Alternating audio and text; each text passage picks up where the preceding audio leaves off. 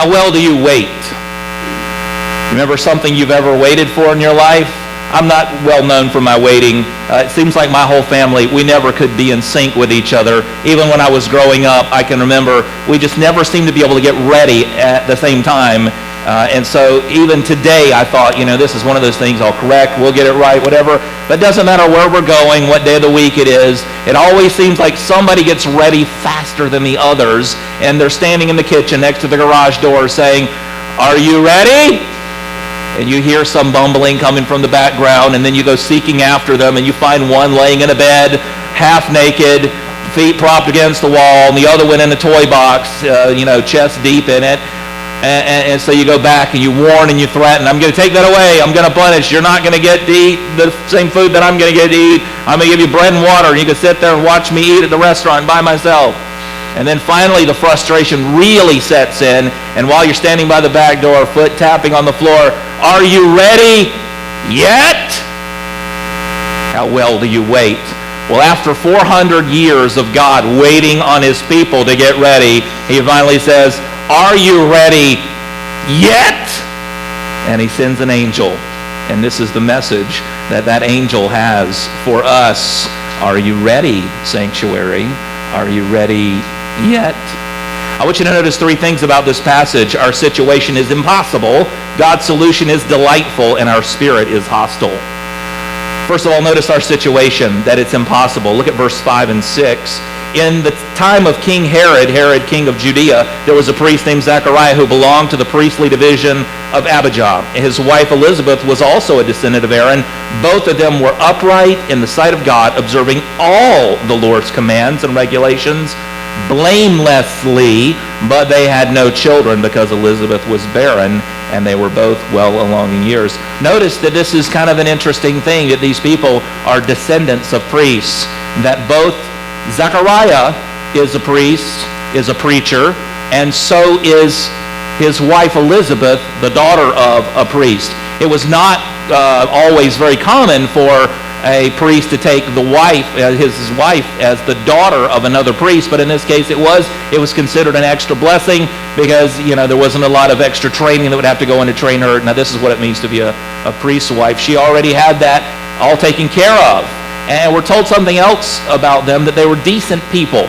I say decent in the best way I can, because it says that they observed all the laws, they were righteous, they were upright, they were blameless. Nobody could come to them and say, "You're doing it wrong. Your life is wrong, your righteousness is wrong, you don't sacrifice, you don't pray, you don't have devotions enough," or whatever. They were blameless, but they had a problem, a disorder. Elizabeth was barren. She could have no children, and they were both well along in age. Now, this does not compute. This does not go together. It was commonly thought in their day and time and in Judaism that if you were righteous, if you were upright, that God would bless you. And the word blessing is attached to your crops and your fields and your cattle and your donkeys and all that other livestock and your trade, whatever trade you're in, but it also attaches itself to your wife. And it says in the Psalms that she will be like a fruitful vine, bearing you many children. Okay? Blessings in one area, blessings in all areas. It just did not compute. It was like dissonant music. If you know what dissonance is, when you play two keys side by side on the piano and you go, "Ouch, that hurts." It was a dissonant thing to the people around them and their congregation to say, "These people, they're middle-aged, they have no children, she can't have children. Maybe they did something wrong. I smell a rat."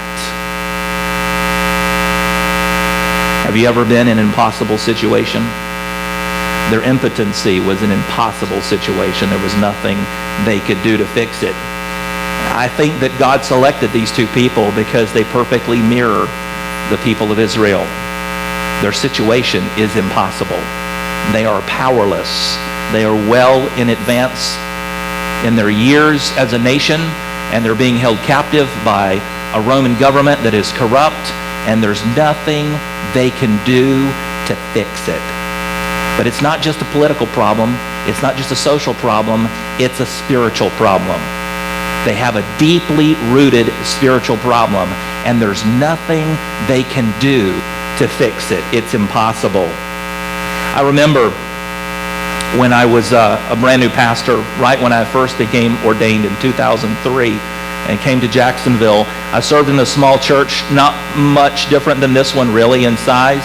And I walked through the door, and you ask all the questions you can to try to be as informed as you can about the people and them about you. And the interview process for most pastors is excruciating. I mean, it is just awful. It lasts for weeks and months sometimes. They get everything you've ever done, said, whatever, and they examine you.